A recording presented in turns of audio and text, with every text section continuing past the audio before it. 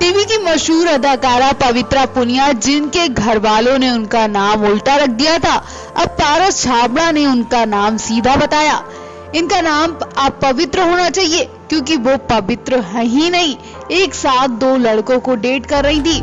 इतना ही नहीं, अगर वो किसी लड़के के साथ रात गुजार कर आ रही हो और उनके दरवाजे पर उनका बंदा आया हो तो उसका भी वो स्वागत करेंगी। ऐसा खुद उनके एक्स बॉयफ्रेंड पारस छाबड़ा ने कहा। पारस छाबड़ा ने पवित्रा की पोल खोलते हुए उनकी पर्सनल लाइफ की धज्जियां उड़ा दी। पारस ने कहा कि आप पवित्र है क्योंकि पारस ने उसे धोखा नहीं दिया, बल्कि वो एक साथ 2 लड़कों को चला रही थी। पारस ने कहा कि बिग बॉस में जाने से पहले पवित्रा ने उनके खिलाफ कई उल्टी सीधी बातें कही जो सब बकवास थी। पारस ने कहा कि अगर मैंने उसे धोखा दिया तो मैं उसे ये कहना चाहता हूँ कि जब वो पहले से ही शादीशुदा थी तो वो रिलेशनशिप में कैसे रह सकती।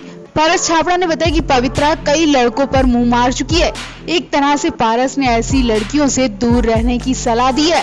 पारस ने कहा कि बिग बॉस 14 में एजाज खान पवित्रा के काफी क्लोज दिख रहे थे, लेकिन मैं तो इन्हें सलाह दूंगा कि ऐसी लड़कियों की वजह से वो अपनी पर्सनैलिटी खराब ना करें।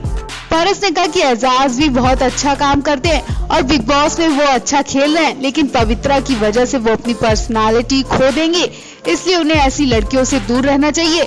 याद हो आपको, बिग बॉस में आने से पहले पवित्रा से उनके और पारस छाबड़ा के रिलेशन के बारे में पूछा गया था। उनसे पूछा गया था कि अगर शो में उनके साथ पारस छाबड़ा आ जाए तो तब पवित्रा पारस का नाम सुनकर बुरी तरह गरजी थी।